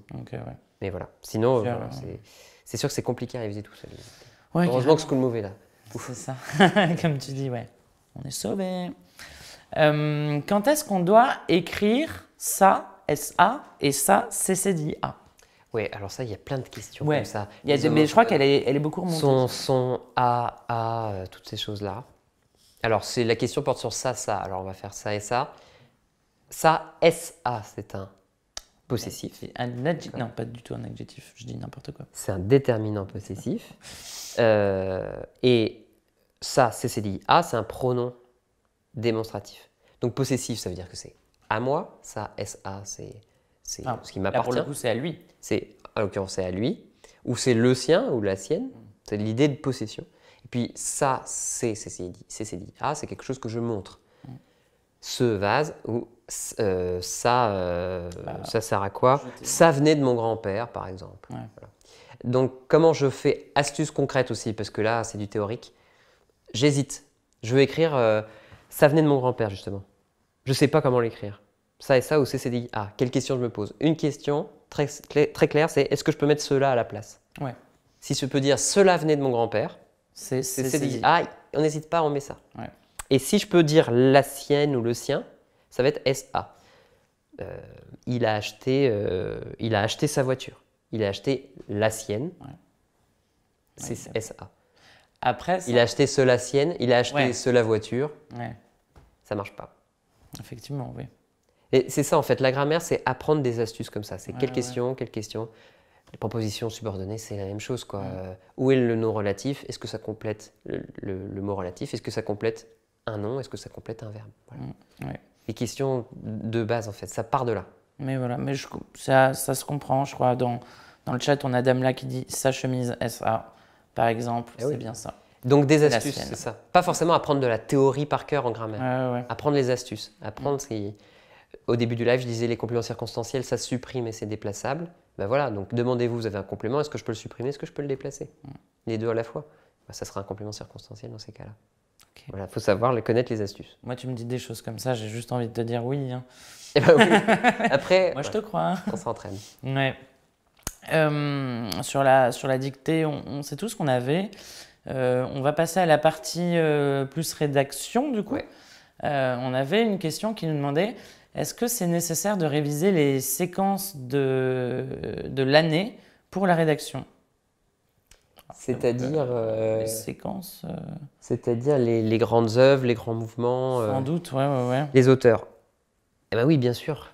Et vous oubliez souvent ça d'ailleurs. Ah Vous ouais. pensez vachement à réviser la grammaire et vous oubliez que, en fait, il y a des codes pour le théâtre, il y a des codes pour le roman. Si vous avez un texte théâtral ou romanesque, en fait, il y a des codes pour reconnaître le théâtre ou le roman et ça va influer sur le sens du texte et sur votre compréhension du texte.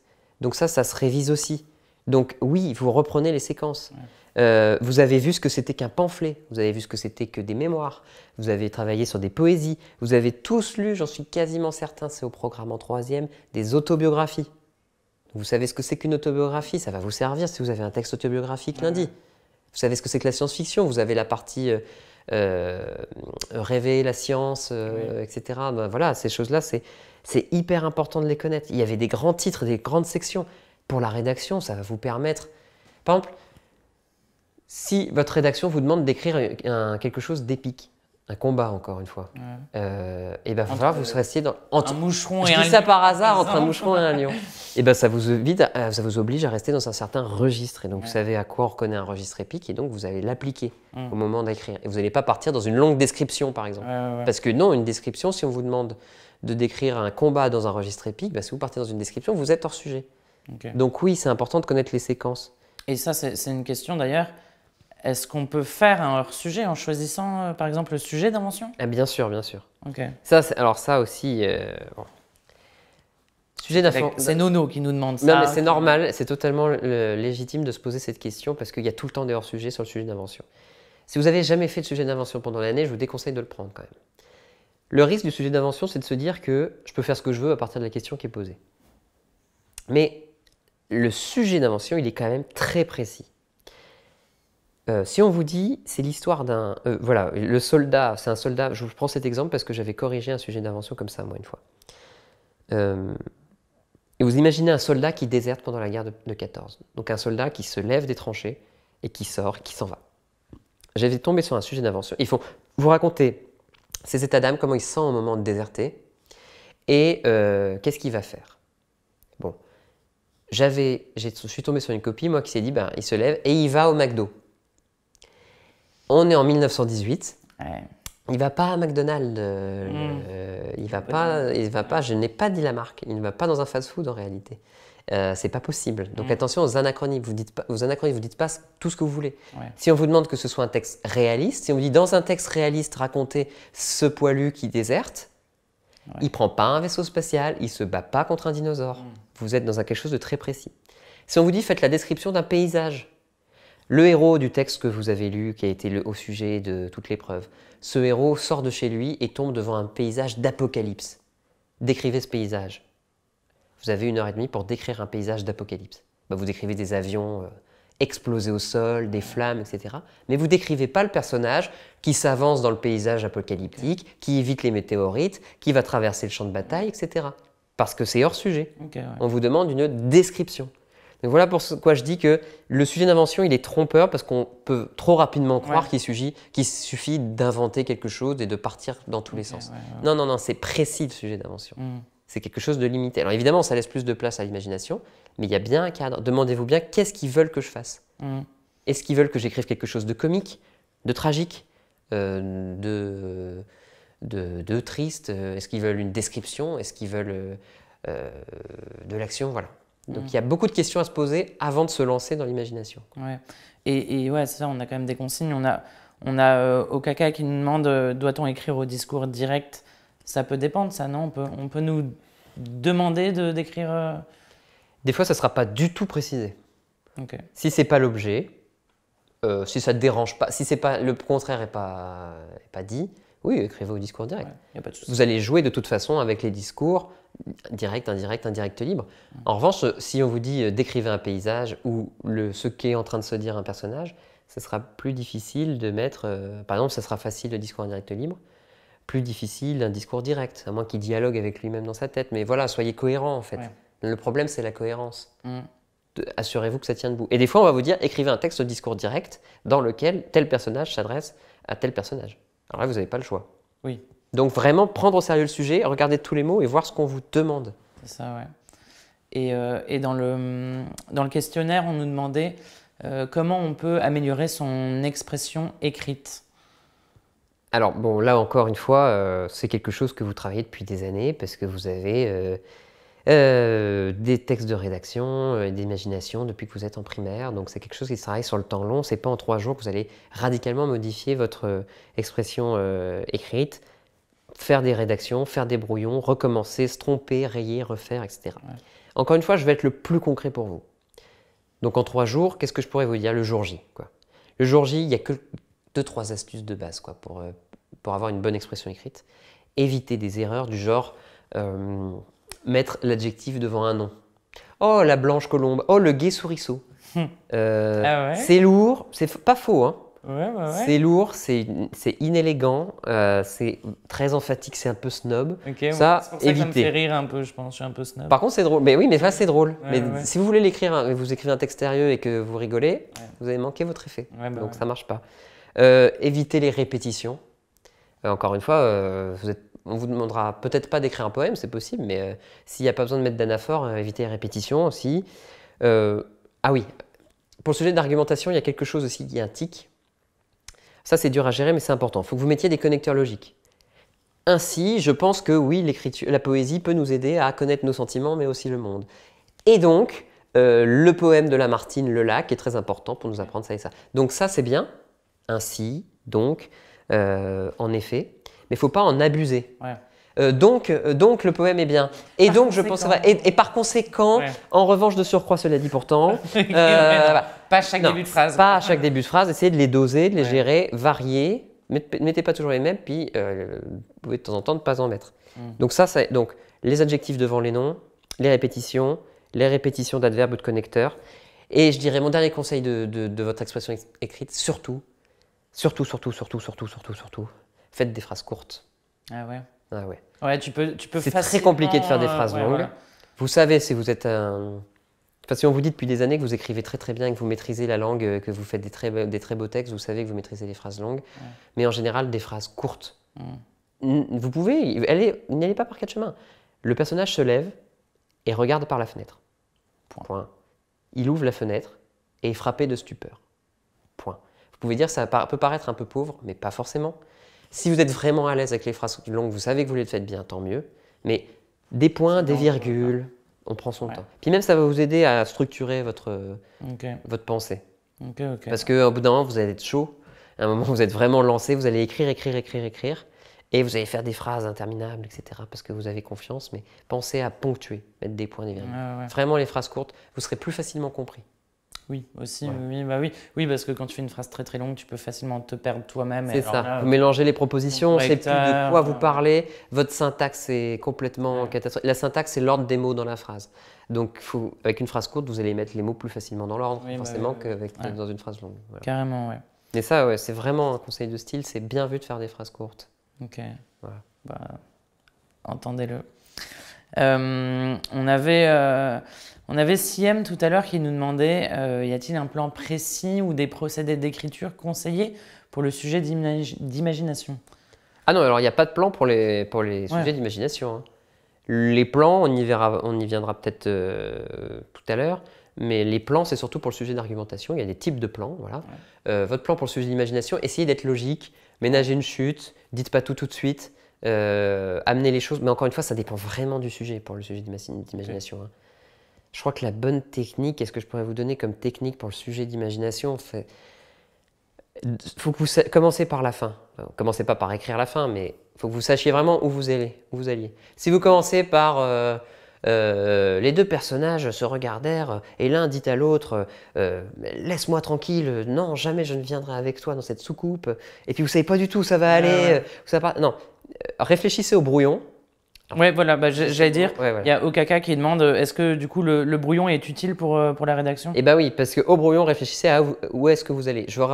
Combien d'étapes je veux raconter? Celle-là, et il se passera ça à la fin. Donc trouvez bien où est-ce que vous allez. Et donc le brouillon peut vous servir à ça. Parce que il n'y a pas d'introduction à rédiger en amont pour la question d'imagination. Donc l'usage du brouillon pour le sujet de rédaction, c'est ça. C'est de se dire où je vais. Est-ce que c'est logique mon développement? Vos personnages sont dans la cuisine et soudainement ils sont en haut d'un arbre. Je n'ai pas compris comment on est passé de l'un à l'autre. Donc assurez-vous d'être fluide. C'est à ça que sert le brouillon.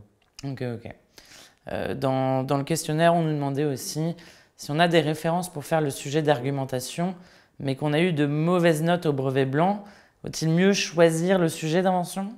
Alors, normalement, le brevet blanc, c'est pas pour vous décourager. Ça sert pas à dire tu es bon là-dedans, tu n'es pas bon là-dedans.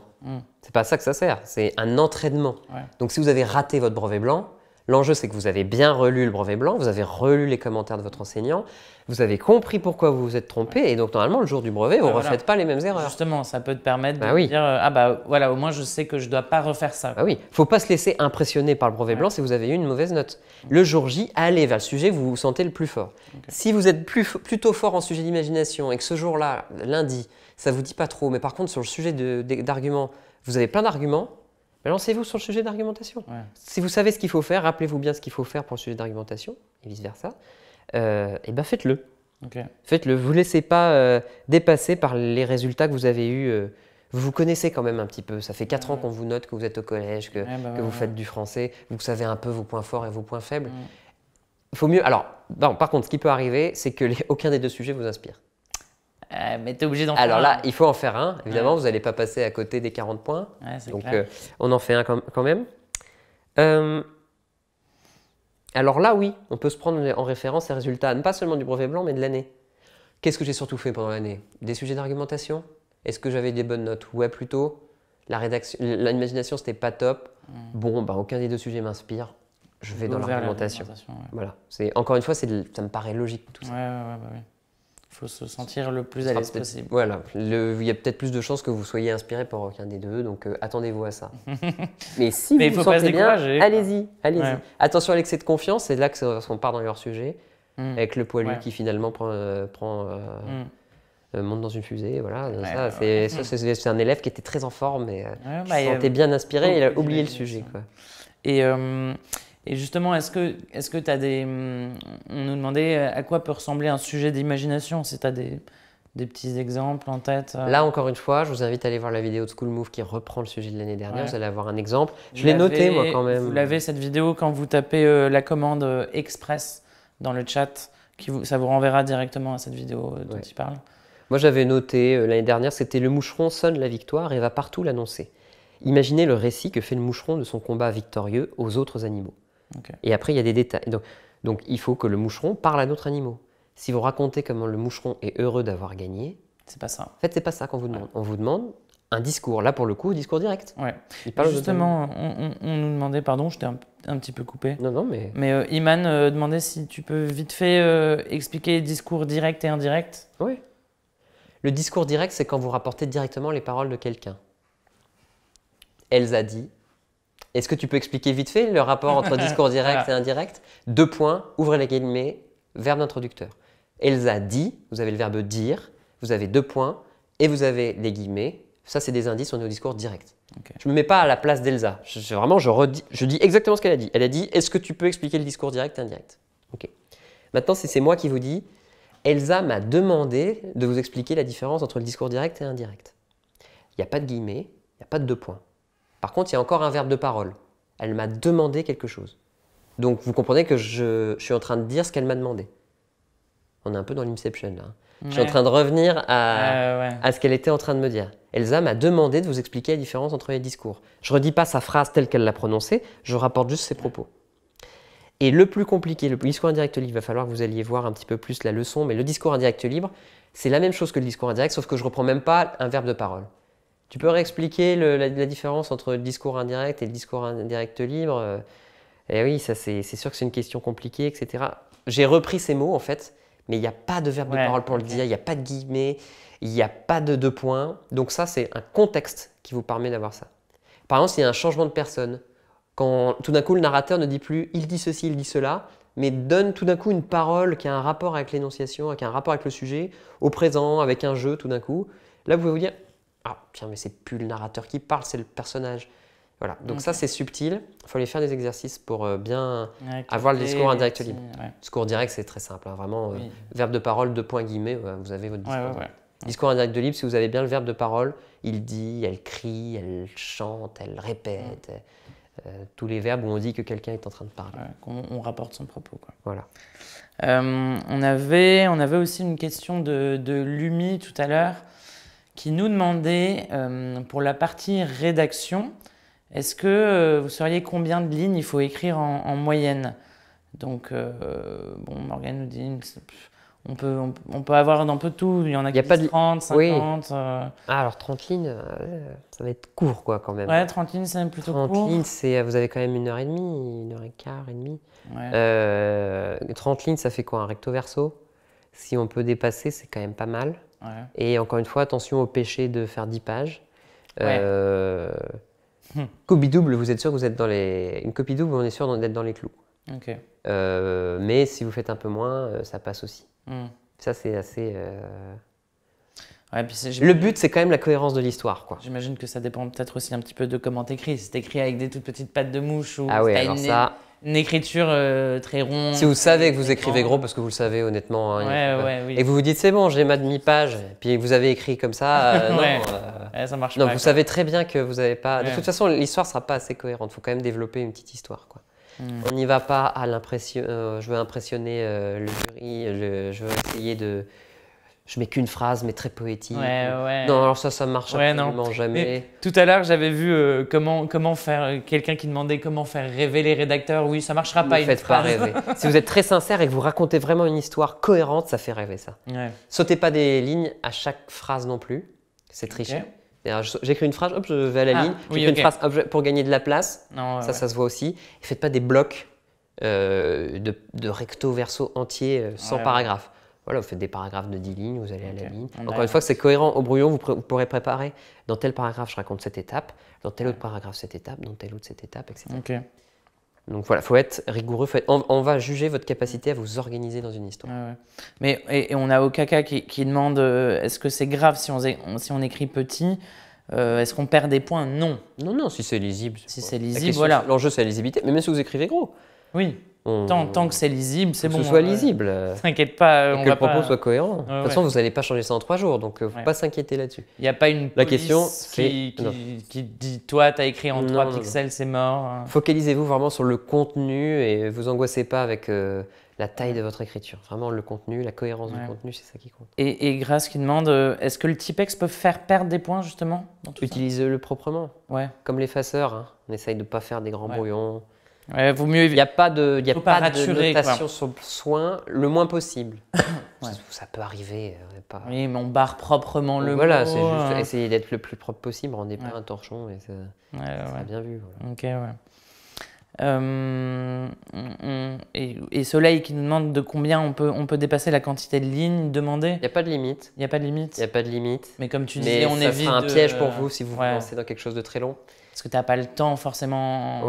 En plus, c'est court, hein. Vraiment, c'est court. Vous n'avez pas le temps de faire un brouillon très très long. Donc, forcez-vous. Vous vous dites, je prends 20 minutes de brouillon, c'est 20 minutes de brouillon, tant de temps de rédaction et surtout le temps de relecture. Qu'on oublie. Prenez-vous, ça passe toujours à l'as alors que c'est très important. Vous vous relisez par la fin, vous savez quel genre de faute vous faites. Si vous avez des erreurs d'accord du participe passé, des choses-là, donc vous allez vérifier tout de suite ça. Donc vraiment le temps de l'architecture, mais au début, hein, vous commencez, voilà, vous êtes à l'épreuve de rédaction, vous avez bien lu le sujet, vous dites ok, je prends 20 minutes de brouillon, 10 minutes de relecture et tout le reste, je le consacre à l'écriture elle-même. Donc ça, c'est faut être rigoureux là-dessus, sinon vous faites déborder, quoi. Et en dernière question par rapport à cette rédaction, on nous demandait pour le sujet de réflexion comment organiser sa réponse si la question est ouverte. Alors ça, c'est la question de la rédaction, le sujet d'argumentation. Oui, je sais pas si ça concerne vraiment... Enfin, ça sera forcément ouvert, les questions d'imagination. Alors après, par contre, la question d'argumentation, ça va être ouvert ou fermé. Dans tous les cas, c'est la même chose. Vous faites un plan le plus rigoureux possible. Là aussi, organisé le plus logiquement possible. Un peu comme pour... l'imagination, hein, c'est-à-dire vous savez où vous allez, dans le plan vous savez où vous allez. Et vous allez du plus évident, plus général, au particulier. En général, vous faites 3 parties. Et ce n'est pas un dogme. En 2 ou 4 parties, des fois ça marche, si votre réflexion elle est cohérente. En gros, il y a 2 types de plans. Il y a les plans qu'on appelle analytiques et les plans qu'on appelle dialectiques ou un plan débat. Dans le plan Analytique, vous analysez un phénomène. La Fontaine dit que les animaux peuvent... non, on va vous dire en quoi l'art et la littérature vous permettent de mieux vous connaître. Et bien vous allez expliquer par un plan analytique. Okay. Ça peut mieux nous connaître pour telle raison, telle raison, telle raison. Au cinéma, dans la littérature, etc. Et vous organisez ça. Le plan dialectique, ça va être un débat. Est-ce que vous pensez que la littérature est inutile pour l'expression des sentiments? Est-ce que vous pensez que le pamphlet est d'un genre qui n'a plus d'intérêt? Et là, vous pouvez organiser votre plan par une sorte de oui, non, peut-être. Même si, encore une fois, c'est un peu plan-plan, vous n'êtes pas obligé d'être sur ce schéma oui, non, peut-être. Et ça, c'est un débat. Je débat. Donc, vous allez avoir un sujet comme ça. Soit il va falloir débattre, soit il va falloir expliquer un sujet. Okay. C'est en gros ce que je pourrais vous dire. Et du coup, l'organisation rigoureuse, 3 grandes parties, et dans chaque partie, une progression. Dans chaque paragraphe, un argument illustré d'un exemple. Vous n'avez jamais un argument seul, vous l'accompagnez toujours d'un exemple. Les exemples, c'est en général en littérature. Mais selon le sujet, ça peut être au cinéma, ça peut être dans la vie de tous les jours, dans la société, dans l'actualité que vous connaissez tout à l'heure, un peu. On peut j'avais peut-être dit un peu au début du live. Ouais, voilà, utiliser la culture de manière un peu plus large, quoi. Ça va dépendre du sujet, mais c'est votre culture. Voilà, montrer que vous réfléchissez, que on réussit bien cette épreuve là si on les prend au sérieux, qu'on se laisse pas déborder, qu'on se dit pas je m'en fiche en fait. Si on se dit c'est vraiment une question intéressante qui peut m'aider à après, même peut-être dans la vie de tous les jours et dans mon rapport soit aux œuvres d'art, soit à la société, on fait forcément un meilleur travail parce qu'on prend au sérieux ce qu'on est en train de faire. Ouais. Carrément. Je reviens, je regarde un petit peu dans le chat. C'est ce qu'on nous dit, on l'a dit tout à l'heure, Nono, est-ce que est-ce que la propreté a des conséquences sur notre note et sur le sujet de dictée de rédaction? Et on avait aussi Soleil qui nous disait on perd combien de points pour l'orthographe? C'était 2, tu disais, voilà, on peut perdre jusqu'à 2 points. Avec les nouveaux barèmes, ça peut être 4, mais Morgane aura sûrement pourra nous le dire très, très rapidement et en direct. Ok, ouais. 2 ou 4, parce que maintenant que le barème est sur 100 points, c'est possible que ce soit 4, je ne l'ai plus en tête. En tout cas, mais il y a un barème maximum, quoi. Ah oui, c'est limite. Parce que si t'écris mal, non. On ne dira pas, il fait trop de fautes, 0. Ça, c'est impossible. C'est pas, voilà. Vous stressez pas trop dans la dictée, ça sera problématique. Mais dans la dictée, vous avez 0 si vous faites trop de fautes. Mais ça, c'est une dictée, vous savez faire des dictées. C'est le coup. Ça change rien. Et puis, cette question de propreté et tout ça aussi, vous stressez pas trop avec ça. Évidemment, vous allez essayer d'être propre. Enfin, ça tombe sous le sens. Je ne vois pas quel élève de 3e va arriver. Bon, si c'est pas super propre, c'est pas de chance, mais je suppose que vous ne l'avez pas fait exprès de toute façon. Voilà, mais il n'y a pas de barème qui existe sur la propreté. Ok, bon, tout va bien. Donc voilà, ça. Éviter de renverser la bouteille d'eau et d'étaler le goûter sur Une copie un peu sale, mais qui donne des super réponses de grammaire, et il va avoir 100 points. Hein. Enfin, il va avoir 18 points sur 18. Hein. Donc l'enjeu, c'est de réviser la grammaire, les notions, et voilà. Et c'est ça. Bon, comme il est 20h, on va partir. Ah oui. Bah ouais, déjà. Mais c'est tellement passionnant. Mais ouais, le temps passe vite quand on parle de français. J'aurais jamais cru dire cette phrase de ma vie. Mais voilà, tout est possible. Je vais l'envoyer à mes profs de français du collège, tiens. On avait quelques frais.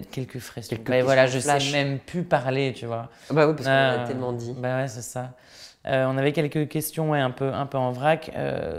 Quelqu'un qui nous demandait c'est quoi le sujet de cette année. J'imagine que c'est pas toi qui l'as écrit. Non, vraiment c'est impossible de le savoir. C'est évidemment secret. Si ça fuite, l'épreuve est annulée. Il faut refaire une épreuve. Donc non, vous savez pas. Vous pouvez éventuellement regarder ce qui s'est fait les autres années, mais même ça marche pas. L'année dernière, c'était une fable de La Fontaine. Si ça se trouve, il y aura encore une fable cette année. Il y a 2 ans, c'était un extrait d'un roman d'Albert Cohen. Si ça se trouve, ce sera encore un roman.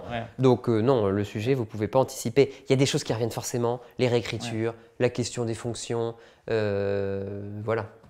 Et puis les grands genres, il n'y aura pas un genre qui sort de nulle part, un texte, un genre littéraire que vous n'avez jamais vu, ça n'arrivera pas. Ils ne sont pas là pour vous piéger. Non, ce n'est pas le but, c'est de vous faire vérifier, c'est de vous voir que vous savez des choses. Donc c'est prétexte à vous faire dire des choses. C'est ça. Donc voilà. On nous demandait aussi, ça revient un peu là-dessus, quel chapitre il y aura dans le sujet. Ouais. De toute façon, vos cours de l'année, ils sont organisés comme dans les programmes, dans les manuels, sur School Move. Et c'est un peu comme ça qu'organisait votre enseignant normalement, de manière un peu pointue. En gros, vous avez les grands thèmes, se chercher, se construire, se raconter, se représenter. Donc ça, c'est tout ce qui avait trait à l'autobiographie. La question vivre en société, participer à la société, donc tout ce qui était débat, les textes argumentatifs. Vous avez travaillé sur regarder sur le monde, inventer les mondes, en général ce sont les textes poétiques. Agir sur le monde, là aussi les questions de mémoire, de la littérature dans l'histoire, les textes de témoignage. Et puis la question complémentaire cette année qui était progrès et rêve scientifique, donc ça peut tomber sur tous ces chapitres. Ouais. Mais Voilà quoi, mais programme toi, tu de ne peux pas comme savoir. en histoire vous avez un sujet, vous avez une période, vous savez Ouais. qu'en histoire ça tombera pas sur le Moyen-Âge en troisième je crois, donc vous pouvez balayer le Moyen-Âge. C'est pareil en français. Ouais. Comme j'en ai Et School Move, pas la moindre idée de non mais c'est des pas thèmes l'objet, de hein, on est en d'histoire, français, ouais. voilà, mais c'est sur une période donnée, voilà. Ouais, ok. Histoire en français, vous êtes sur une période, histoire et français, vous êtes sur une période particulière. Ouais, ok. Après, on avait quelques questions qui se ressemblaient sur je ne comprends pas les expansions du nom, c'était quoi la valeur des temps et tout ça. Toutes ces choses-là qui sont assez pointues, enfin très, très dirigées, on voulait vous inviter à aller voir, on a des petites capsules vidéo de 2 minutes, on a sur les appositions, enfin sur la position, etc. Dans le chat, vous mettez la commande Express et ça va vous envoyer sur une page avec ces vidéos de 2 minutes. C'est parfait pour réviser justement ce week-end un petit peu là, Ah oui, là, pour revoir quelques points rapidement. c'est bien, 2 points pour l'orthographe, hein, Morgane vient de vérifier. Ok. 2 points sur 100, donc voilà. Ouais, l'orthographe, il n'y a pas besoin de se stresser quoi. C'est Pas quand même important, mais Oui. pas de panique, et puis on fait attention sur les questions de grammaire surtout. Ouais.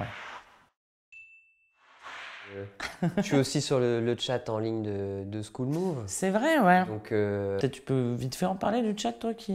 Les profs sont là pour répondre aux ouais, questions. alors sur le chat, en réalité, je suis pas tout seul. On est Pas toute tout une seul. équipe qui répond à vos questions et sur les sciences humaines, c'est-à-dire français, histoire, pour le lycée aussi, les sciences économiques et sociales, etc. Et dans les sciences dites dures, c'est-à-dire la physique, la chimie, les SVT, etc. Vous venez tous les soirs de la semaine entre 17h et 20h ou les samedis et les dimanches de 14h à 17h et vous avez un enseignant qui répond à vos questions. Alors attention, on n'est pas des profs particuliers, c'est pour vous aider à faire vos devoirs quand vous ne savez pas quoi répondre. Oui, vous n'allez pas leur Non, faire on ne donne pas de cours, Ouais. on ne fait pas les travaux à la place des élèves, mais par exemple, vous êtes bloqué, vous n'arrivez vraiment pas à faire cet exercice d'histoire ou de français. Vous venez sur le chat, vous dites « je suis bloqué, j'ai réussi au début, puis là, je ne sais plus quoi dire ». On essaie de débloquer les choses. Vous n'arrivez pas à trouver un plan, vous avez une idée, on débloque ça sur un créneau limité. Ouais. On essaye de vous répondre le plus vite possible. Voilà. Et voilà, il y a du monde. Si ce n'est pas moi, c'est quelqu'un d'autre. Il y a tout le temps sur ces heures-là, 7 jours sur 7. Et ça, donc ça vaut le coup quand même. Ouais, ça vaut le coup, carrément. Moi, j'ai envie de dire bonne chance, bon courage en vrai. Bon courage, voilà. C'est la dernière ligne droite. Bah ouais, c'est donc ça. lundi, voilà. Puis après, Donnez tout, vous débranchez quand vous arrivez, on se lâche et on y va. Et après, c'est les vacances, quoi. Et après, il y aura peut-être d'autres épreuves, Il y a mais ouais, c'est vrai qu'il y a ça se termine très vite. c'est vrai qu'il y a Les d'autres épreuves. vacances arrivent bien. Oui, voilà, c'est ça. Donc, bon Prenez courage à plaisir. tous. Enfin, c'est bête à dire Mais ça, ouais. hein, parce que l'école, des fois, ça fait souffrir, mais le français, C'est un chouette truc. c'est quand même quelque chose de sympa, quoi. Tu vas pas nous dire le Plaisir. contraire en même Bah temps, non, toi. mais voilà, on n'est pas obligé de le subir, quoi. Ouais. Soyez acteur, même si vous ne comprenez pas le texte, vous savez pas quoi dire, allez-y, quoi. Ouais, go, Rentrez tentez. dedans, tentez. Et on n'a pas peur, on rentre dedans, on tente, et puis Ouais. au bout d'un moment, ça va en sortir quelque chose, quoi qu'il arrive. Ouais, carrément. Voilà. Merci, Bastien. Merci Elsa, et puis merci à tous ceux qui nous ont C'était suivis. chouette. Bah.